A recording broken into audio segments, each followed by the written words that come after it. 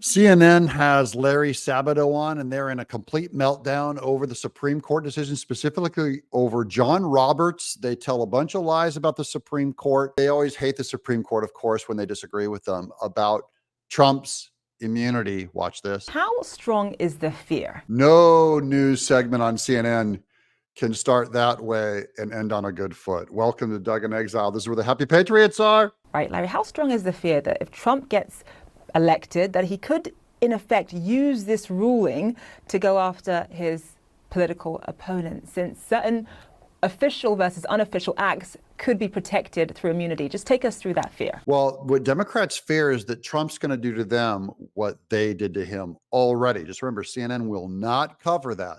The political, what everyone agrees largely, is a political hit job on a political opponent, Donald Trump, using our court system. Well, the fear is intense and it's justified. Just look at what Donald Trump has said and done, even yesterday, implying through one of his posts on his social media outlet that he wants a televised military tribunal for Liz Cheney and probably others on the January 6th committee. I thought that was pretty funny, even if it's true. I did see the post, but Liz Cheney destroyed evidence. Liz Cheney told lies about Trump. We now found out that much of it regarding the J6 stuff was untrue. So put him on trial. Just unbelievable stuff that never would have come from a prior president, but which frequently comes from Donald Trump. And why does it come from Donald Trump? Why? Because he is uniquely politically attacked by this system more than any other president has. They will not acknowledge that Trump was unique. He's been impeached twice. That's never happened before. Everything is unprecedented charges, unprecedented felony, unprecedented what Fani Willis did on RICO racketeering charges. So he has an unprecedented response because of how he was treated. Keep that in the back of your mind, because this is going to keep coming up. I think most people say correctly, he has proven in the past that you need to listen to what he says because he tries to do it, or he actually gets it done. The listen to what he says thing. What about listen to what Letitia James said while she was running, I will get Trump? What about what Alvin Bragg said before he was running, I'm going to get Trump? This is what they ran on. Fani Willis. Believe people what they say. Everyone says what their intentions are. I don't get the big deal about Trump being uniquely clear on his intentions. This is very important to him, retribution and revenge. He talks about it a great deal. So the fear, Zane, is intense and it is justified. You're not afraid. The fear isn't there. This is all made up and scaremongering by Larry Sabato and CNN. Most people really don't care. Frankly, they're tuned out. And even if they are tuned in, they know so little about the Supreme Court, unless you watch this channel, which is why you should subscribe. I think we can use polls once, and I'm going to use them because there have been quite a few over the years asking whether people had faith in the court or whether they approved or disapproved of the job that they were doing, their job performance. And this court has sunk lower than any other court since polls have been taken. They're somewhere in the 30s. Normally, the Supreme Court, except in very controversial moments in the 60s, for example. And this is where the opinion of the people regarding the court depends on, number one, the amount of news propaganda that slams against them, how politicized the American public are, their perceptions are. So the American public has never been more politicized about the Supreme Court because they've never had more hatred against the conservative court than they have since Clarence Thomas got on the Supreme Court. It similarly happened in the 60s, which he quotes, 60s. People had lower confidence in the court. That's because the people were politicized. Forget what the court did. The people were aware of what the court did in the 60s because of all the uprising on our campuses. Okay, so they became the issue, and the Vietnam War became the issue. They failed to make that remark because Larry Sabato is stuck in academia, and I'm a comic book artist and I have more clarity than he does. They're normally in the 50s somewhere, upper 50s, because it's an institution that is cloaked as it's supposed to be, and maybe in obscurity, but it's still cloaked. And people want to have faith in something in government, and they tend to have faith in the court system if they have faith in any part of the government. That is no longer there, and a lot of it is due to John Roberts and his court. False. Although I'm happy to see John Roberts get some heat for his decisions, that's not what's causing it. Most people do not pay attention to Supreme Court decisions. How did people hear about it? How did they hear about all the crying and weeping over Roe v. Wade and all that? Through the media. It's the media that's causing people to have their opinion on the court, not what the court actually decides. So here he's wrong about that. The 6 Republican conservatives, that super majority of conservative Republicans, pretty consistently rules together, and amazingly, coincidentally, Zane, it tends to help Republicans. Isn't that amazing? Just as this she laughs. Oh, is it a coincidence that they help Republicans? It is a coincidence, first of all. The 6 Supreme Court justices are conservative. That is, they're constitutionalists. They go back to the meaning. They have a different judicial philosophy than the liberal 3 ladies. That's being very generous to them. They have 2 different political philosophies. Now, guess what? The parties also have 2 different political philosophies.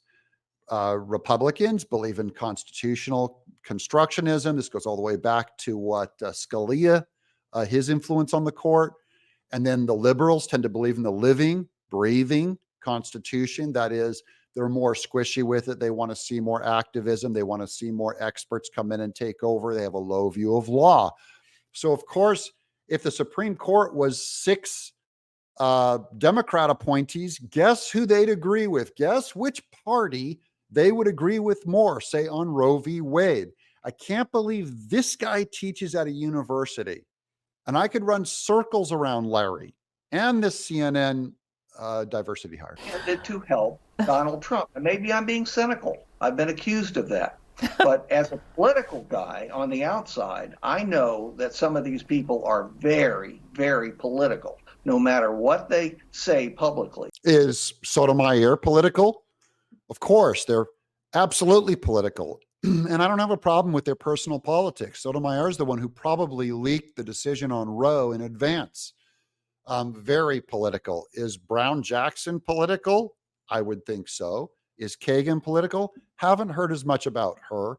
But the idea there'd be personal politics on the Supreme Court, sorry, guys. Anyone the Democrats put on that court will be political. And they make some political decisions. They want to help their side, their party, their ideology. Their ideology, yes. Conservatism, conservative view of the Constitution.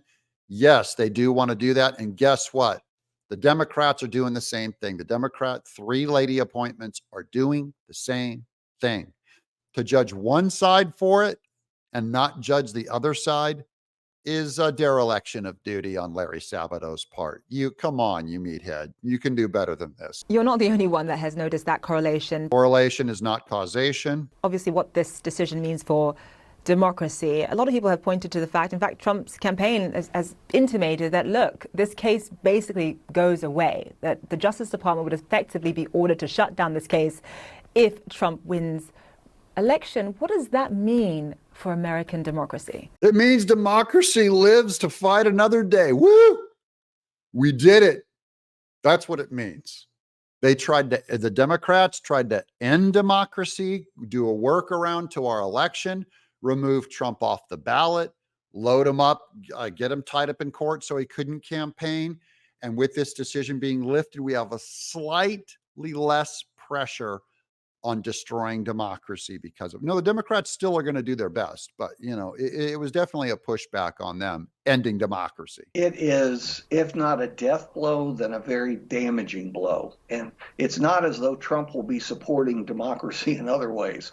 The system will, through his eyes or his purposes, saying that's the way he governed the first term, but he is likely to be much worse in the second term. And the people he's bringing in, frankly, some of them are kooky. Kooky like Fonnie Willis, kooky like Alvin Bragg, Letitia James, Kooky like the trans guy that Biden brought in who stole all the luggage. Kooky like Karine Jean-Pierre who can't finish a sentence. And as we've said before, kooky like Kamala Harris, who I went to a Pilates class and a lady talked for an hour and she sounded like Kamala Harris. It was like Kamala Harris word salad speech. That kind of kooky. And they do not believe in the system of democracy we've had, or a democratic republic. They talk about openly about a post-constitutional presidency. Well, we all know what that means. That first of all, that's a lie. I follow politics now for years, right? I'm a junkie, 8 hours a day. I've never heard post-constitutional presidency. I think Larry Sabato, he probably saw it tweeted once. It's not like this is some giant movement, you liar. So people have to be clear-eyed about this, but unfortunately, because of Biden's debate performance and perhaps the weaknesses of old age, they're not necessarily focusing on what they need to focus on before they vote. They should be focusing on the Supreme Court instead of Biden sleeping before our enemies in Iran, North Korea, China, and Russia. Good one, CNN. Well, keep lighting your hair on fire. May your tantrum do you well someday. In the meanwhile, we're happy right here in exile. And by the way, the Supreme Court, they shouldn't respond to any of this politically because they're not supposed to be responding to the people.